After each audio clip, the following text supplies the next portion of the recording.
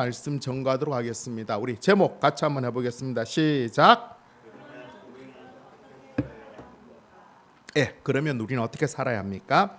오늘부터 우리 지난주에 있었던 말라기 말씀을 이어서 누가복음을 살펴보도록 하겠습니다. 누가복음 짧게 계열관을 먼저 이야기하자면 누가복음 흔히 공간복음이라고 이야기합니다. 공간복음, 공간, 그리고 같은 것을 함께 본다는 거예요. 함께 본다는 거. 무엇을 본다는 걸까요? 복음, 복된 소리인데 이것은 곧 예수 그리스도를 이야기하고 있습니다. 따라서 예수 그리스도의 생애와 가르침 등 예수님에 관한 것들을 함께 보는 걸 공간복음이라고 이야기해요. 신약 성경에는 특히 마태, 마가, 누가가 이 공간복음에 속합니다. 물론 요한복음이 공간복음에 들어온다는 견해도 있고 그런데 보통은 마태, 마가, 누가 세 개를 공간복음이다라고 이야기를 하고 있습니다. 자, 그렇다면 같은 예수님을 보는데 굳이 마태복음, 마가복음, 누가복음 이렇게 세 복음서가 따로 쓰여질 필요가 있을까? 그렇죠? 예수님에 대해서 이야기를 하고 있으면 그냥 한 명이 되면 되지. 하지만 이 복음서를 쓰게 된 가장 큰 이유는 이 복음서를 받게 될 대상에 따라서 조금의 변화가 주어졌다는 거죠. 어떤 거냐면 대충 예를 들면 이렇습니다. 마태복음 같은 경우에는 마태가 누구를 대상으로 썼냐면 유대인을 대상으로 썼어요. 유대인을 대상으로 썼으니까 유대인들에게 예수님은 가장 이 유대인다운 유대인이다라는 것들을 증명하기 위하여서 처음에 족보부터 쭉 기록하고 있는 거예요. 예수님의 정통성을 이야기를 하고 있는 것입니다. 또 유대인들이 감히 절대로 하지 못하는 이유가 하나님이라는 단어를 함부로 말하지 않아요. 하나님이라는 단어는 절대로 쓰지 못해요. 그래서 이 마태복음에 보면 하나님이라는 단어가 빠지고 대신에 천국이라든지 이런 단어들이 표현되어져 있는 것입니다. 또한 이 마태복음에는 구약적 지식이 유대인들이 충분하죠. 그죠? 구약적 지식이 충분해 있기 때문에 그것이 예수님이 가르친 지식과 어떤 대조를 되는지는 계속 비교하면서 말씀하고 있고 또 마태복음에서 예수님에 대한 포인트를 주로 뭐로 삼냐면 메시아, 구원자로 많이 삼았고 있어요. 왜? 당시 유대인들이 구원자를 기다렸기 때문에. 그래서 메시아를 기다렸기 때문에 그래서 마태복음 포인트는 그쪽으로 가고 있어요. 그렇다면 또한 마가복음 어때요? 마가복음은 대상이 로마인이나 아니면 로마에 살고 있는 그리스도인들을 대상으로 쓴 것이 바로 마가복음입니다. 그래서 마가복음에는 사실은 로마인들이나 아니면 로마에 살고 있는 그리스도인들에게 예수님의 탄생 자체는 별로 중요하지 않아요. 왜? 탄생이 쓰여진 것은 구약에서부터 예언된 메시아가 왔다는 걸 증명하는 건데 이 사람들에게서는 그게 별로 안 중요한 거예요. 구약 성경의 의미가 없으니까. 따라서 마가복음에는 예수님의 탄생 기사가 나오지 않아요. 또 예수님의 가르침에 대한 내용도 사실 별로 안 많아요. 예수님을 전혀 모르는 사람한테 예수님이 이런 분이다라는 걸 나타내기 제일 좋은 게 뭐예요? 기적이죠. 기적, 역사. 그래서 마가복음에는 기적에 관한 내용들이 굉장히 많이 나와요.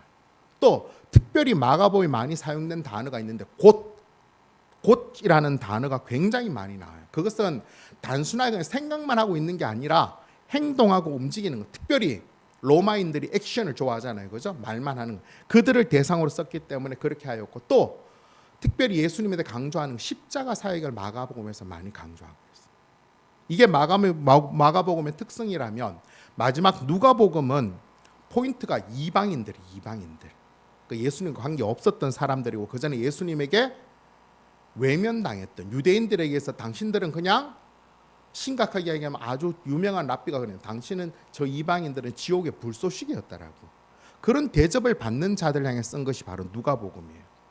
이 누가는 당시에 의사였고 그리고 바울과 함께 선교 사역에 동참하였고 그래서 누가복음뿐만 아니라 사도행전까지 기록한 사람. 근데 이 이방인들을 대상으로 쓰면서 예수님이 어떤 면을 많이 강조했냐면 약한 자들에 대한 부분을 강조했어요.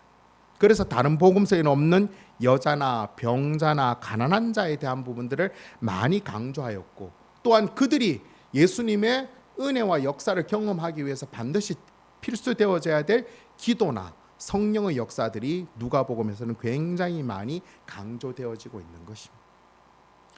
자, 이런 공간 복음서들의 각기 차이점들을 대충 이해가 되어지고 이제 이런 개념으로 우리 누가복음을 이제 오늘부터 끝까지 우리가 좀 살펴봤으면 좋겠는데 이제 오늘 본문으로 들어가 보도록 하겠습니다. 오늘 보면 누가복음 3장부터 시작하는데 누가복음 1장, 2장에서는 예수님과 세례 요한의 탄생에 대한 기록이 나옵니다. 왜 1장, 2장 건너뛰고 3장부터 시작하느냐 하면 우리 지난주에 살펴본 말라기의 말씀과 이어지기 위함입니다. 말라기 4장 곧 구약 성경의 마지막 장에서 하나님께서는 하나님의 크고 두려운 날이 임하기 전에 너희가 교만하거나 악을 행하지 말고 하나님을 경외하라라고 강조하셨습니다. 그리고는 혹시나 기억할지 모르겠죠. 말라기 4장 4절부터 6절까지가 구약 성경 전체의 부록이라고 이야기하면서 크게 두 가지를 강조했다고 했어요. 기억나시나요? 하나가 뭐죠? 율법, 곧 하나님 말씀을 기억해라. 또 하나는 마음을 돌이켜라. 이 두 가지를 마지막으로 하나님께서 강조하셨던 것입니다. 그렇게 하나님 율법을 기억하고 말씀을 기억하고 마음을 돌이켜라. 그렇게 하지 않으면 어떻게 하겠다? 구약성의 제일 마지막 단어가 뭐라고 했죠?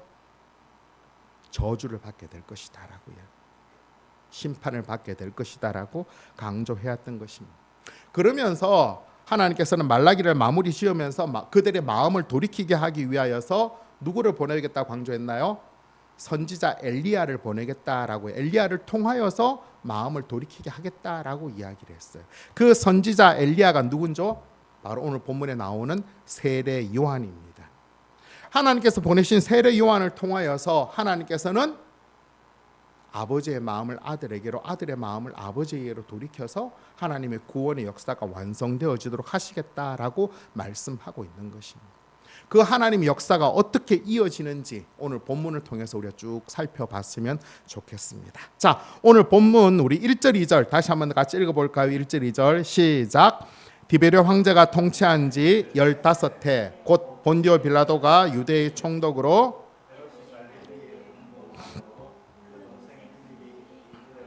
드라고니 지방의 분봉왕으로 루스다니아가 아빌레네의 분봉왕으로 안나스와 가야바가 대제사장으로 있을 때에 하나님의 말씀이 빈들에서 사가랴의 아들 요한에게 임한지라. 아멘. 예수님께서 태어나시기 6개월 전에 태어난 세례 요한이 활동할 당시에 정치적 그리고 종교적 상황과 배경에 대해서 누가는 자세하게 설명하고 있습니다. 먼저 정치적인 배경을 보면 바로 디베르 황제가 다스린, 이 디베르 황제는 우리가 세계사에서 알고 있는 티베리우스, 로마의 티베리우스 황제를 이야기하고 있고, 그 황제가 15년째 다스리고 있을 때였고, 본디오 빌라도가 유대의 총독인데 이 본디오 빌라도는 로마인이죠, 그죠? 유대 전체를 다스리고 있는 사람이었고, 헤롯이 갈릴리의 분봉왕이고 그 동생 빌립이 이두레아와 드라고니 지방의 분봉왕이고 루스다니아가 아빌레네의 분봉왕으로 다스려지고 있다라고 말씀하고 있습니다. 자, 이들에 대한 개념들을 조금 알 필요가 있는데 우리 지도를 한번 볼까요? PPT를 보여주시면. 예, 그때 당시에 색깔별로 차지하고 있는 내용인데 우리 이 신약 성경에 보면 제일 헷갈리는 인물 중에 누가 나오면 헤롯이 나와. 헤롯이 제일 처음에 등장하는 데가 어디죠? 헤롯. 예수님께 태어나실 때 나왔던 헤롯이죠, 그죠? 그 헤롯이 헤롯 제일 아버지예요. 그래서 이렇게 좀 구별을 하자면 헤롯 대왕이라고 해요. 헤롯 대왕. 근데 이 헤롯 대왕이 뭐 로마군하고 뭐 여러 가지 상황을 겹쳐서 이 이스라엘 전체를 다스리고 있었는데 이 헤롯은 유대인이 아니었어요. 그러니까 유대인들에게 인정을 받아요, 못 받아요? 못 받으니까 유대인들에게 인정을 받기 위해서 이 헤롯이 몇십 년에 걸쳐 자그마치 헤롯 성전을 지어요. 그러니까 그 전에 막 전쟁하면서 그게 다 불탔거든요. 그래서 환심을 살려고 했던 것이 바로 이 헤롯 대왕이에요. 이 헤롯 대왕에게는 부인이 몇 명? 10명이 있었어요. 10명이. 예, 그 10명 중에도 뭐 여러 명 이렇게 별로 안 중요한 부인 빼고 한 5명 정도가 좀 부인이 활동을 많이 했고, 그 부인들에게서 낳은 자식들 중에서 크게 3명이 굉장히 큰 역할을 했는데 바로 헤롯 안티파스, 그리고 헤롯 빌립, 그리고 헤롯 아킬레오, 이 3명의 아들이에요.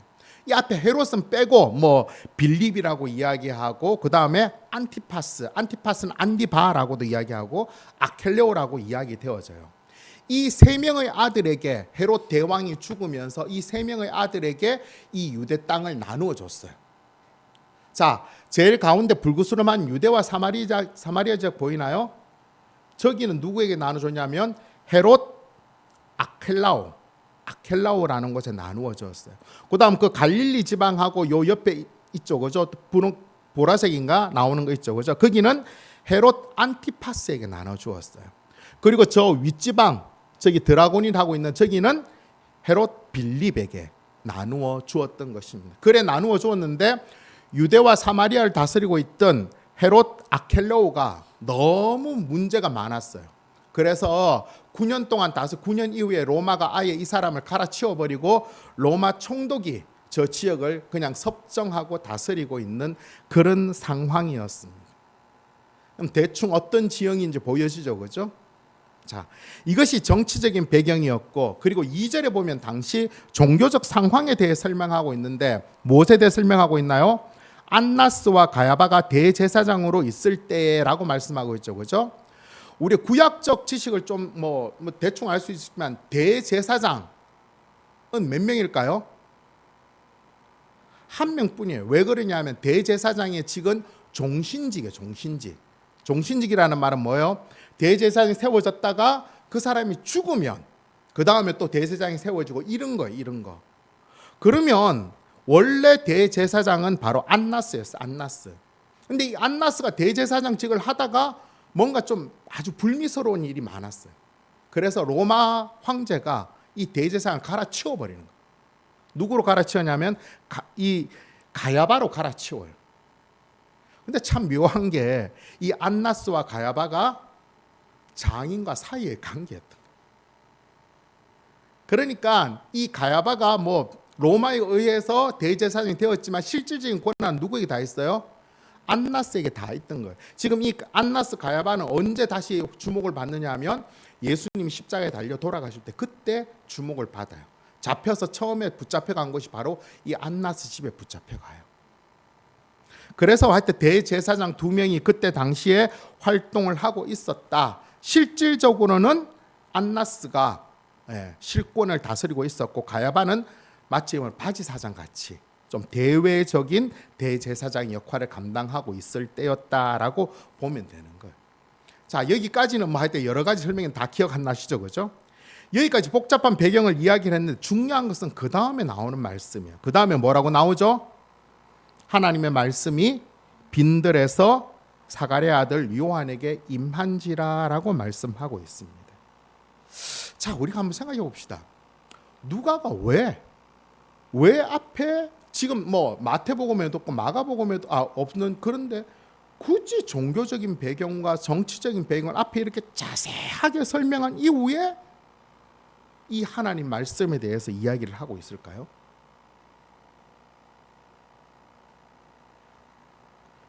우리 이렇게 한번 생각해 봅시다. 정상적으로 하자면 하나님의 말씀이 어디에 임하여야 될까요? 하나님 말씀이 어디에 있어야 되죠? 적어도 성전에 있어야 되겠죠, 그렇죠? 그리고 그 성전을 다스리는 누구에게 말씀이 임해야 돼요?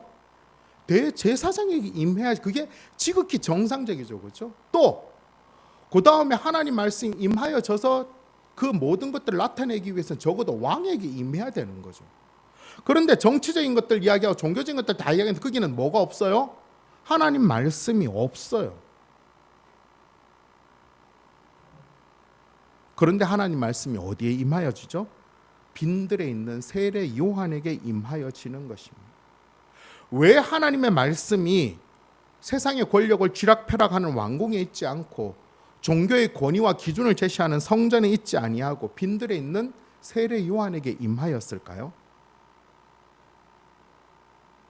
여기서 중요한 것은 빈들도 아니고 세례 요한도 아니고 여기서 중요한 것은 하나님의 말씀이 어디에 임하느냐 하는 것입니다. 그 빈들은 광야를 이야기하는데 그 광야에 모였던 많은 사람들은 오직 하나님만을 믿고 하나님을 경외하며 하나님만을 소망하는 자들이 모였던 곳이 광야. 뭐 SNF파라고 이야기하고 뭐 열렬당을 이야기하고, 왜냐하면 이쪽에는 정치적인 것이나 아니면 종교적 것에는 소망이 없어요. 다 야합하고 이 세상이 전부인 것처럼 살아가니까 그게 염증을 오직 하나님만을 바라보는 자들이 모였던 것이 바로 이 광야였던 것입니다. 세례 요한은 언제인지는 알 수 없지만 그 빈들 광야에 머물며 메뚜기와 석청을 먹으면서 예수님이 오실 길을 예비하고 준비하였던 것입니다. 그가 굳이 빈들 광야에 머물면서 이 사명을 감당했던 이유는 그 광야에서만이 오직 하나님만 믿고 의지하며 그 사명을 감당할 수 있는 곳이었기 때문에 그러하다는 것입니다. 조금 잘 와닿지 않지만 우리 광야를 지나며라는 찬양을 들어보셨는지 기억이 나시죠? 그렇죠? 그 찬양의 가사를 보면 세례 요한이 왜 빈들 광야에 있었는지 우리는 아주 자세하게 알 수 있는데, 우리 PPT를 보면서 우리 같이 한번 읽어볼까요? 광야를 지나며 같이 읽겠습니다. 시작. 왜 나를 깊은 어둠 속에 홀로 두시는지, 어두운 밤은 왜 그리 길었는지, 나를 고독하게 나를 낮아지게 세상 어디도 기댈 곳이 없게 하셨네. 광야에 서 있네. 주께서 나를 사용하시려, 나를 더 정결케 하시려 나를 택하여 보내신 그곳 광야, 성령이 내 영을 다시 태어나게 하는 곳 광야에 서 있네.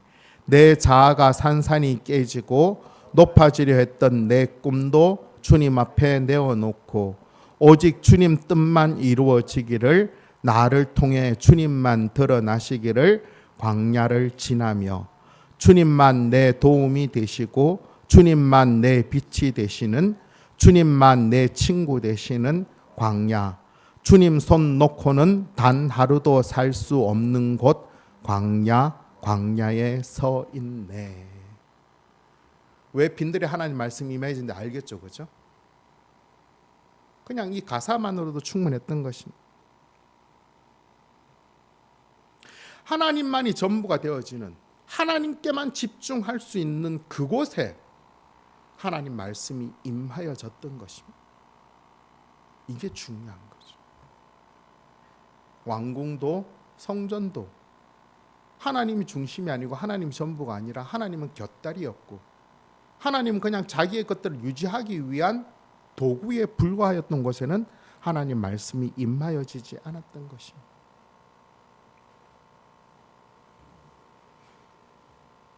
하나님께서 이미 하나님에게서 많이 멀어진 이스라엘 백성들을 돌이키기 위해서 세례 요한을 먼저 보내셨는데, 이 세례 요한이 그 하나님의 마음을 이스라엘 백성들에게 알리고 그 마음을 돌이키기 위해서 그가 머물러 했던 것이 바로 빈들 광야였던 것입니다. 그의 삶을 통하여서 하나님만 경외하며 하나님만 믿으며 하나님이 전부가 되어지는 그 삶이 어떤 것인가를 나타내며 살아갔던 것입니다. 빈들에 있는 세례 요한에게 하나님 말씀이 임하이실 때부터 이 세상에 다시 소망의 빛이 비치기 시작하였습니다. 구약 말라기 마지막 경고가 있은 이후에 신약 이 예수님이 오시기 전까지 약 400년 동안 시간이 벌어져요.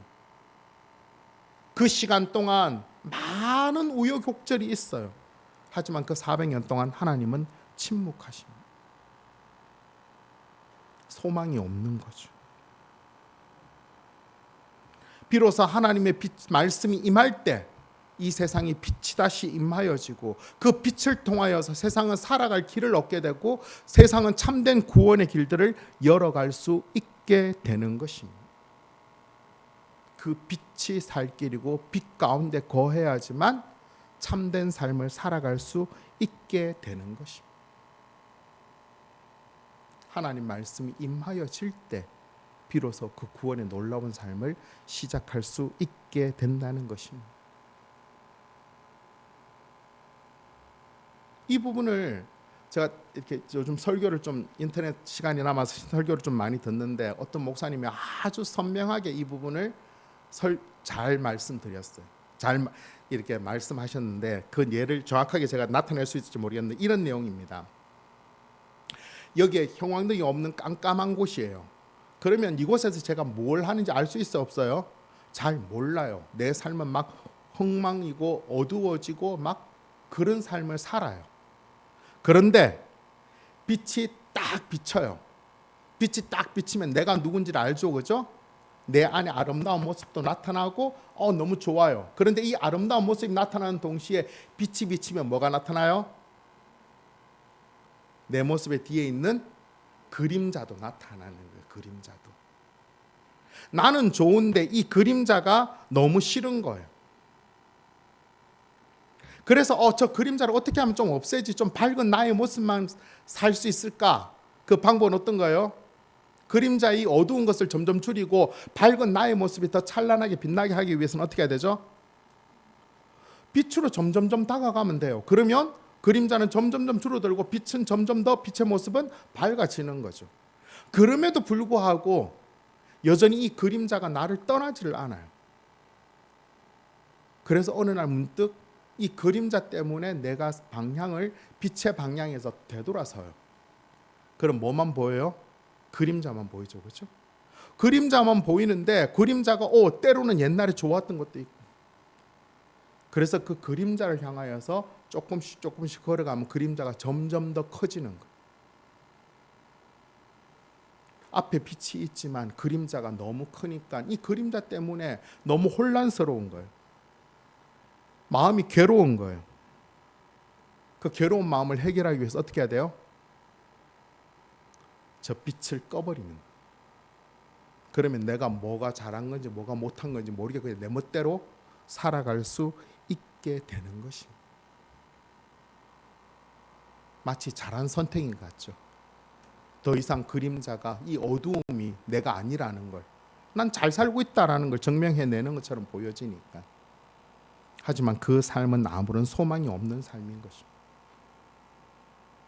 지금 세례 요한에게 하나님 말씀 임하여졌던 그 빛이 바로 이스라엘 백성들에게 새로운 구원의 삶을 드러내는 시작이 되어졌던 것입니다. 오늘 이 짧은 말씀을 보면서 우리의 삶을 한번 돌아볼 수 있기를 바랍니다. 우리의 삶 가운데는 어떻습니까? 하나님 말씀이 임하여져서 하나님께서 인도하시는 그런 참 구원의 삶을 살고 있습니까? 아니면 여전히 어둠 가운데서 그냥 그것이 전부인 것처럼 그렇게 살아가고 있는 것입니까? 말라기에서 하신 마지막 부록을 다시 한 번 더 우리는 기억해야 됩니다. 하나님 말씀, 율법을 기억하며 살아야 되고 마음을 돌이켜야 돼요. 그래야 우리가 살아갈 수 있습니다. 그것을 잊어버리면 하나님과 관계가 없어지고 하나님의 구원의 은혜를 누리고 살지 못하는 것입니다. 그런 하나님의 말씀이 늘 임하여지는 그런 삶을 살기 위해서는 우리가 어떻게 해야 돼요? 우리 삶의 빈들을 찾아야 되는 것입니다. 그 빈들은 어떤 곳이라고 했죠? 하나님만 보여지는, 하나님만을 만날 수 있는 그곳이 우리 삶에 있고, 그 삶이 더 풍성해질 때 비로소 우리의 삶이 더 온전한 구원의 삶을 누리며 살아갈 수 있게 되는 것입니다. 이 빈들의 가장 대표적인 곳이 어디예요? 바로 주일 이 예배 드리는 곳이에요. 하나님만 바라볼 수 있는 거죠. 물론 예배 드리러 와서 딴 생각하고 예배 드리러 와서 하나님 오지 않고 내 딴 머릿속으로 온통 쓸데없는 생각한다면 이것도 빈들이 아니겠죠.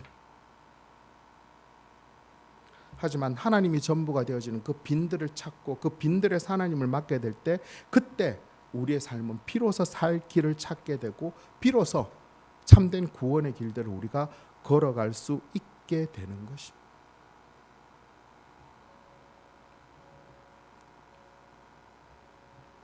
하나님을 만날 수 있는, 하나님 말씀이 임하여지는 여러분의 빈들은 어디일까요?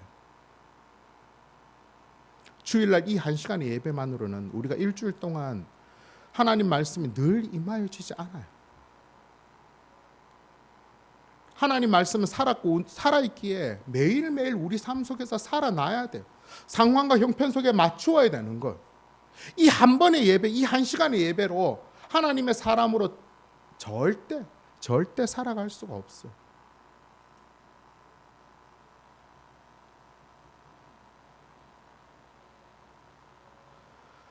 오늘 우리들 마음에 우리들이 찾아야 될 그 빈들이 무엇인지를 분명히 정할 수 있기를 바랍니다.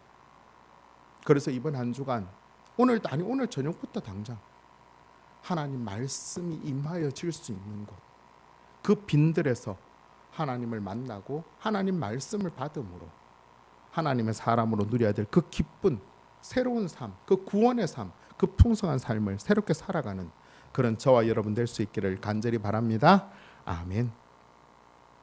그렇게 빈들에 있는 세례 요한에게 하나님 말씀이 임하여지자 세례 요한은 자기에게 맡겨진 사명을 감당하기 위해서 회개의 세례를 전파하였습니다. 회개의 세례를 막 전파하자 이것이 소문이 나서 이스라엘은 많은 사람들이 세례 요한에게 다가옵니다. 회개의 세례를 받기 위해서. 그렇다면 세례 요한이 어떻게 해야 되죠? 오, 잘 오셨습니다. 오세요, 오세요. 세례 받으세요. 이렇게 해야 되는데 세례 요한은 정반대의 태도를 취하고 있어요. 오늘 보면 7절부터 9절까지 우리 세번역 버전으로 같이 한번 읽어볼까요? 시작. 요한은 자기에게 세례를 받으러 나오는 무리에게 말하였다. 독사의 자식들아, 누가 너희에게 닥쳐올 진노를 피하라고 일러주더냐. 회개에 알맞은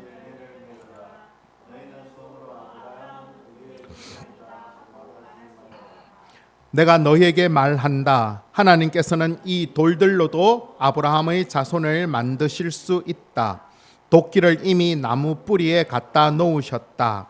그러므로 좋은 열매를 맺지 아니하는 나무는 다 찍어서 불 속에 던지신다.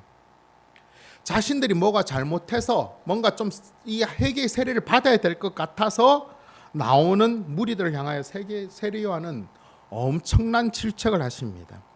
우선 그들의 호칭이죠. 뭐라고 이야기하죠? 독사의 자식들아. 이 독사는 한마디로 뭐죠? 뱀이죠, 뱀. 그때 당시 유대인들이나 지금 우리 이 뱀은 무엇을 상징하죠? 사탄을 상징하는 거예요. 그러면 독사의 자식들아라는 건 사탄의 뭐라는 거예요?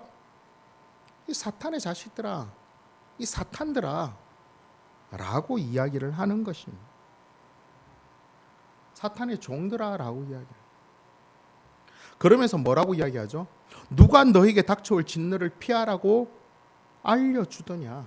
이 말씀은 너희가 여기 나와서 이 세례 받음으로 말미암아 너에게 임한 그 진노를 너희들이 내가 세례 받으면 되겠구나 이렇게 하라고 누가 알려주더냐는 거예요. 이 말은 뭐예요? 그것 갖고 안 된다는 거, 착각하지 말라는 것입니다. 그러면서 더 놀라운 말씀을 하시죠. 너희가 속으로 뭐다? 너희가 아브라함이 너희들의 조상이라고 생각하지 말으라는 거예요. 이 말은 뭘 이야기하냐면 우리가 잘 알고 있죠, 그죠? 아브라함은 하나님의 선택받은 조상이에요, 믿음의 조상. 그래서 아브라함의 후손들은 그 혈통에 의하여서 믿음으로 다 구원받는다고 생각해요. 그래서 할례를 받고 율법을 지키면 그냥 나는 선민이야. 단지 내가 조금 잘못한 게 있으니까 회개의 세례를 받으면 돼. 이래 생각했다는 거예요. 그런데 세례 요한은 뭐라고 이야기합니까? 그거 착각이라는 거예요. 절대 그런 생각하지 말라는 거예요. 너희가 아브라함의 자손이 선택받았다고 하는 것, 하나님께서는 저 길거리에 저 흩어진 쓸데없는 돌 갖고도 아브라함의 자손을 만들 수 있어라고 이야기해요. 그러면서 아브라함이 그들에게 제시하는 하나의 길은 뭐예요? 회개에 합당한 열매를 맺어라 라고 말씀하고 있는 것입니다. 회개에 합당한 열매를 맺어라. 그러니까 무리들이 뭐라고 이야기해요? 예? 뭐 어떻게 살아야 돼요 그러면? 오늘 보면 10절부터 14절까지입니다. 같이 읽겠습니다. 시작. 무리가 물어 이르되 그러면 우리가 무엇을 하리이까? 대답하여 이르되 옷 2벌 있는 자는 옷 없는 자에게 나눠줄 것이요 먹을 것이 있는 자도 그렇게 할 것이니라 하고 세리들도 세례를 받고자 하여 와서 이르되 선생이여 우리는 무엇을 하리이까 하매 이르되 부과된 것 외에는 거두지 말라 하고 군인들도 물어 이르되 우리는 무엇을 하리이까 하매 이르되 사람에게서 강탈하지 말며 것으로 고발하지 말고 받는 급료를 족한 줄로 알라 하니라. 아멘. 이 부분을 정말 잘 알아야 돼요. 여기서 중요한 것은 바로 이 회개에 합당한 열매를 맺는다는 거. 회개에 합당한 열매를 맺는 것이 우리가 읽었던 10절부터 14절까지의 말씀을 보면 뭐 대충 어떻게 느껴져요? 좀 착한 일 하는 것처럼 보여지는 거예요. 거짓말 했는 자는 거짓말 안 하고, 다른 사람 좀 괴롭힌 자는 좀 괴롭히지 말고, 그 다음에 조금 많이 가진 자는 좀 없는 자에게 나누어 주어라, 좀 뭔가 선행을 해라, 이런 것처럼 보여지는데 그게 아니라는 거예요. 무슨 말이냐? 먼저 회개라는 말을 우리가 좀 잘 살펴봐야 하는데, 이 회개와 후회의 차이가 뭘까요? 후회는 그냥 자기가 한 것에 대한 어떤 감정적인 돌이킴이 후회예요. 아, 내가 그러지 말았어야 하는데, 이게 후회라면, 회개는 감정적인 데 끝나는 것이 아니라 의지적인 부분과 지적인 부분이 동의되어져서 방향이 바뀌는 거예요. 즉, 회개라는 것은 그 원어적인 의미를 찾아가자면 날아가는 화살인데, 이 계속 날아가면 표적에 꼽히지 않기 때문에 표적을 찾아서 화살이 방향을 바꾸어서 찾아가는 게 회개라는 거예요. 그러니까 회개는 반드시 뭐가 따라야 되는 거예요? 방향의 전환이 따라가야 되는 거예요. 내가 틀렸다는 것에 대한 지적인 시인과, 그리고 그 잘못한 것에 대한 감정적인 돌이킴, 그리고 이제는 새롭게 의지를 가지고 돌아서는 것이 회개의 온전한 내용이라는 것입니다. 그렇다면 지금 세례 요한이 회개에 합당한 열매를 맺어라, 회개에 합당한 열매를 맺으라는 것은 단순하게 후회하는 차원에서 내가 뭔가 조금 선행을 하고 조금 잘해주고 이런 개념을 이야기하는 게 아니라 뭘 이야기하는 거예요? 나무 자체를 바꾸라는 거예요. 나무 자체를. 옷 두 벌 있는 자가 왜 옷 없는 자에게 한 벌을 나누어 주어야 되죠? 옷 두 벌이 맞나요? 옷 두 벌 있는 자도 그렇게 부자 아니에요. 왜 나눠줘야 되죠? 음식, 떡 두 덩이 있는데 떡 없는 자에게 나눠줘. 떡 두 덩이가 많아요? 안 많아요.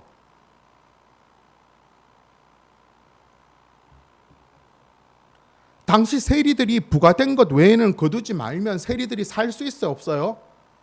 없어요. 말씀드렸죠. 그죠? 로마에서 세금을 100만 원 걷어야 되는데 이 100만 원을 자기가 안 걷고 중간에 누구를 세워요? 세리를 세워요. 그래서 세리에게 이야기하는 겁니다. 야, 네 가서 100만 원만 걷어와. 그리고는 세리에게 뭘 주냐면 네가 그 사람에게 얼마를 거두는지에 대해서는 노터치.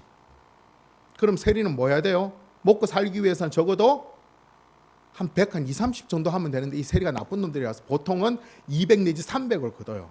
그래서 자기가 100 내지 200을 착취하고 로마에 100만 주는 거예요. 근데 세리가 주어진 것 외에 더 이상 그렇게 많이 착취하지 않으면 세리가 살아갈 수 있어 없어요? 되게 힘들어요. 군인도 마찬가지예요. 그런데 이게 회개에 합당한 열매라는 거예요. 뭘 바꾸라는 거예요? 삶의 주인과 기준을 바꾸라는 거예요. 지금까지 이스라엘 백성들이 생각하고 있는 게 뭐예요? 자기들이 이스라엘 아브라함의 자손으로서 선민으로서 자기들이 이 땅에서 이 세상에서 누려야 될 영광과 부귀와 그것에 대하여서 집중해 있는 거예요. 그런데 예수님께서 이 땅에 오셔서 너희가 새로 회개에 합당한 열매 맺으라는 것은 삶의 주인을 하나님께로 바꾸라는 거예요.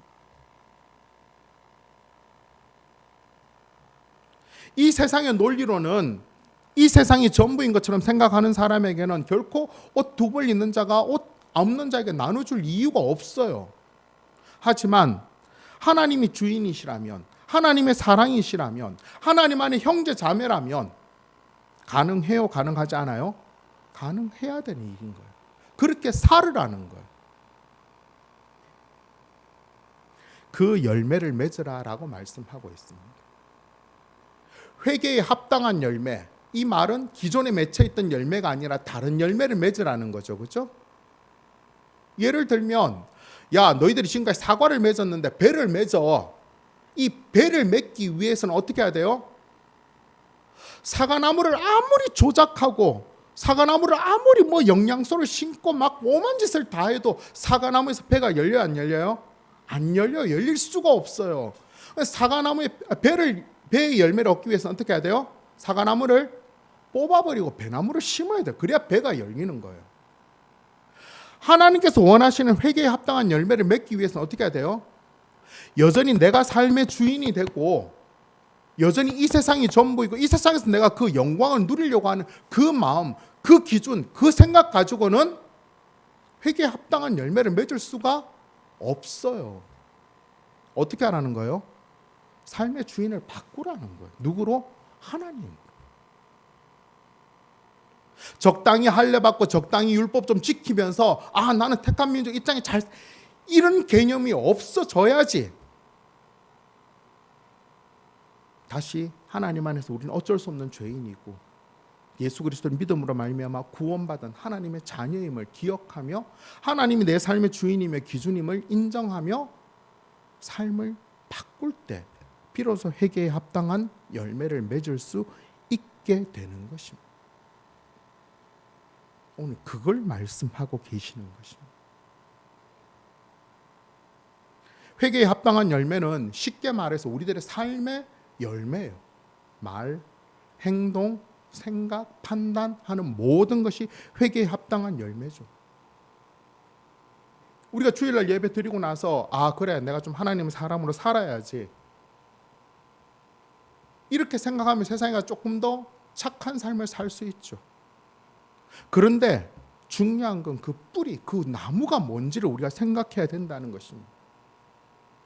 하나님이 내 삶의 주인이시고 이 세상이 전부가 아니가 우리의 영광은 장차 임할 저 땅에 임하는 것이 하늘나라에 임하는 것이고 이 땅에서는 그 삶을 누리기 위해서 우리들의 삶을 변화시키는 과정임을 인정할 때 우리는 비로소 회개에 합당한 열매를 살아가고 복음에 합당한 삶을 사는 것입니다. 그렇지 않고 내가 주일날 그래도 예배 드렸으니까 하나님께서 이 한 주간 좀 잘 지켜주시겠지? 하는 일도 좀 잘 되게 해주시고 내가 필요한 것들 좀 공급해 주시고 내가 못했던 것 좀 얻을 수 있도록 하나님 해주시겠지? 그러기 위해서 내가 좀 착한 말 해줘야지, 내가 조금 더 뭘 섬겨줘야지, 이런 생각 가지고는 안 된다는 거예요. 그 틀을 바꾸라는 거예요. 그래야지만 비로소 회개에 합당한 열매를 맺을 수 있다라고 말씀하고 있는 것입니다. 한마디로 표현하면 삶의 주인을 바꾸고 나무를 바꿈으로 복음에 합당한 삶을 살아 그 복음에 합당한 삶의 열매들을 맺으며 살으라라고 말씀하고 있는 것입니다. 우리 자신을 다시 한 번 더 돌아봅시다. 내 삶의 주인은 누구입니까?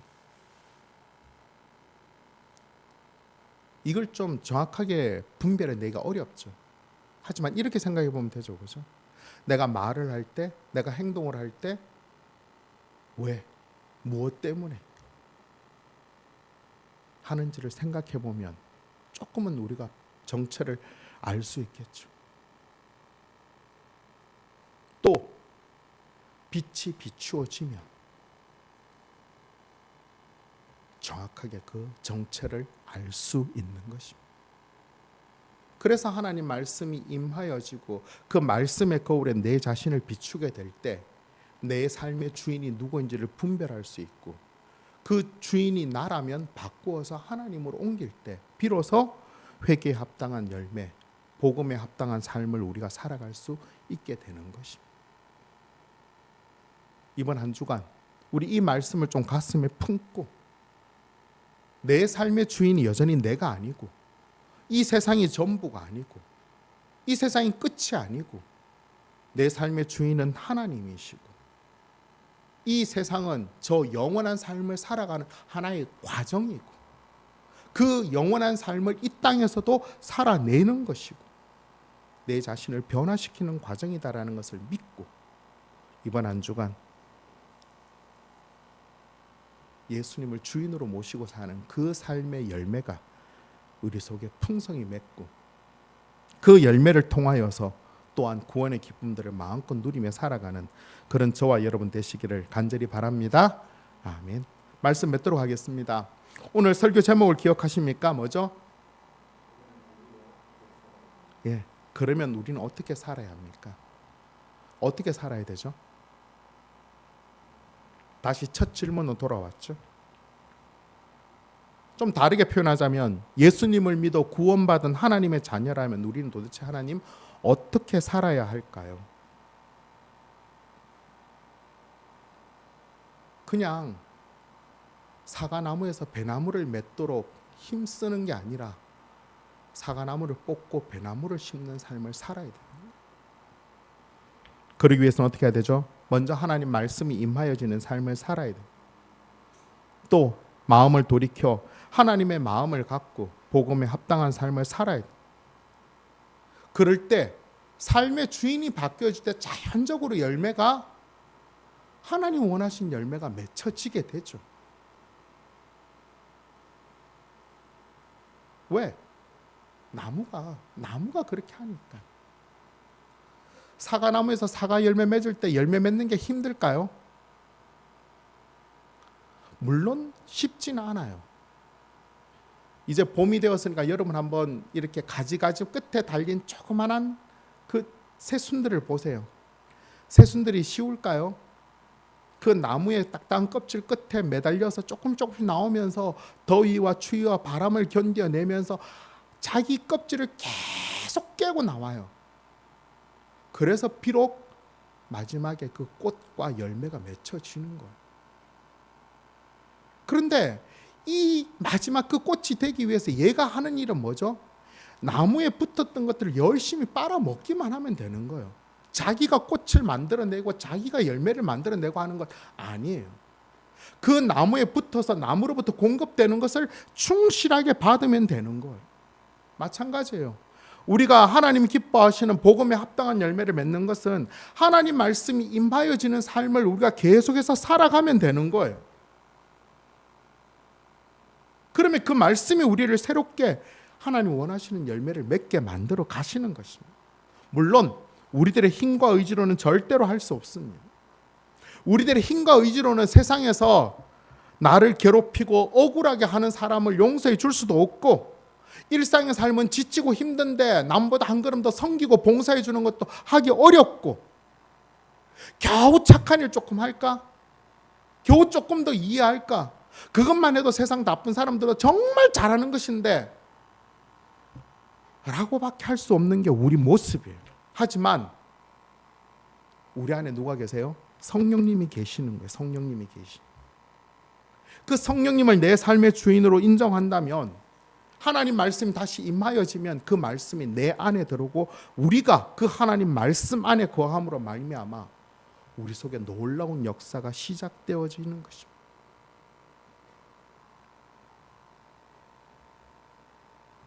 이번 한 주간 우리 삶의 주인이신 예수님이라면 우리는 과연 어떻게 살아야 될까? 이 말씀을 꼭 기억하면서 살았으면 좋겠어. 말을 할 때도 예수님이라면 이 상황에서 어떻게 이야기했을까? 예수님이라면 이 사람에게 어떻게 행동해 주는 게 기뻐하실까? 이렇게 생각하면 참 힘들죠.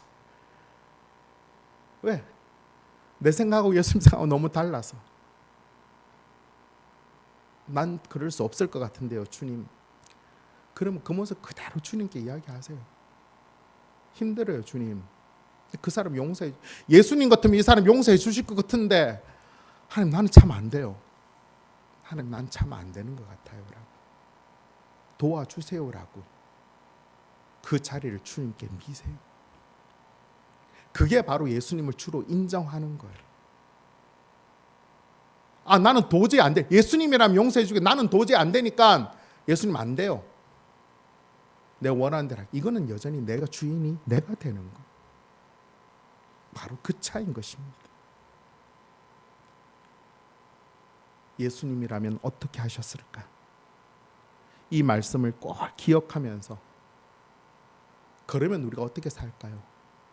예수님처럼 복음에 합당한 삶을 살아서 하나님의 특별한 소유로 풍성한 기쁨과 은혜를 누리며 살아가는 그런 저와 여러분 되시기를 예수님의 이름으로 축원합니다. 아멘. 말씀 생각하면 오늘 우리 함께 부르기를 원하는 찬양은 내 마음의